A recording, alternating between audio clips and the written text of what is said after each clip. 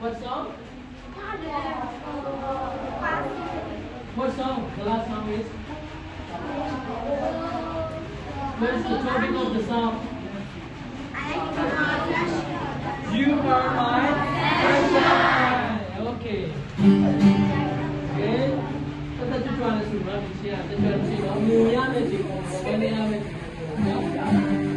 Okay. Sing together. You are my sunshine, my only sunshine. You make me happy, that's why I pray. You never love me up, oh yes I love you. You are my sunshine.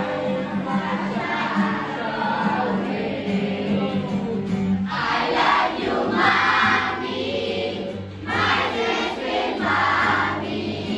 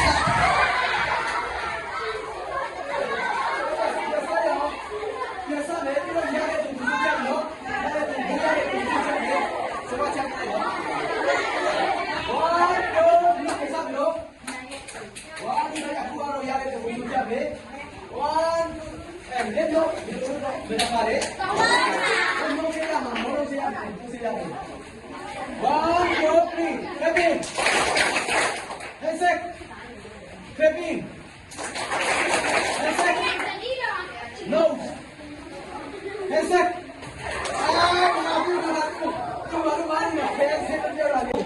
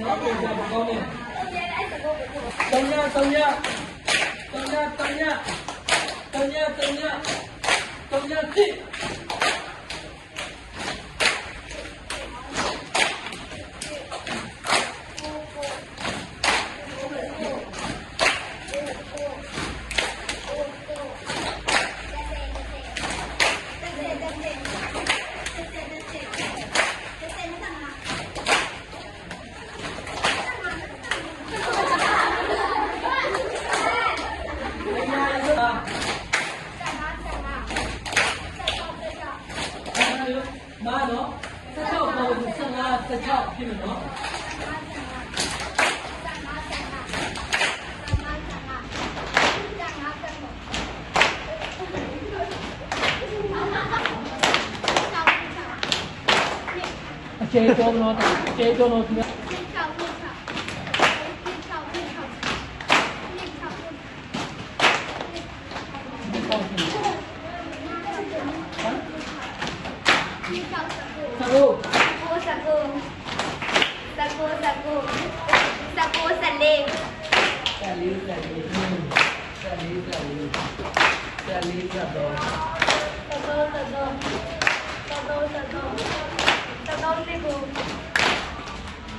Where is 27?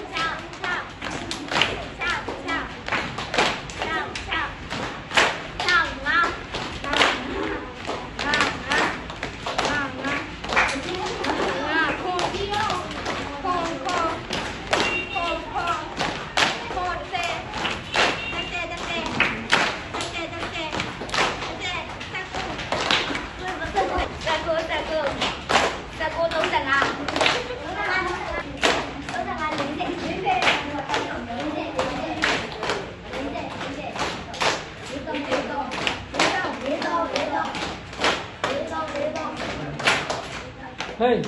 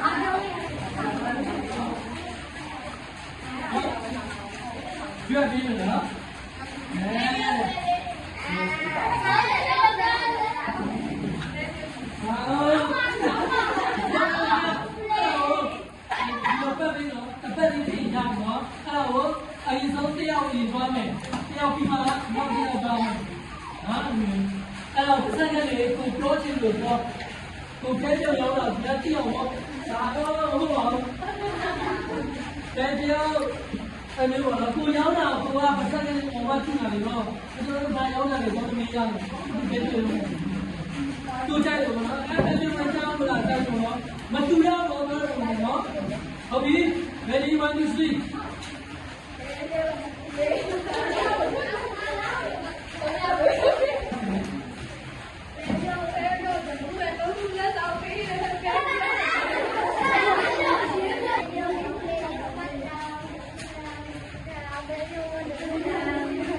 Again, ရှေ့ထွက်လာခိုင်းပြီးမှကြာပတ်လာလို့ခိုင်းတော့မှာနော်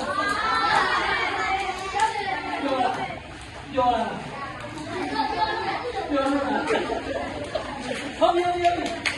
โอเคဘောင်းပြင်းမလောက်ချင်သေးဘူးဆိုဆရာတို့ဒီရှေ့မှာနော်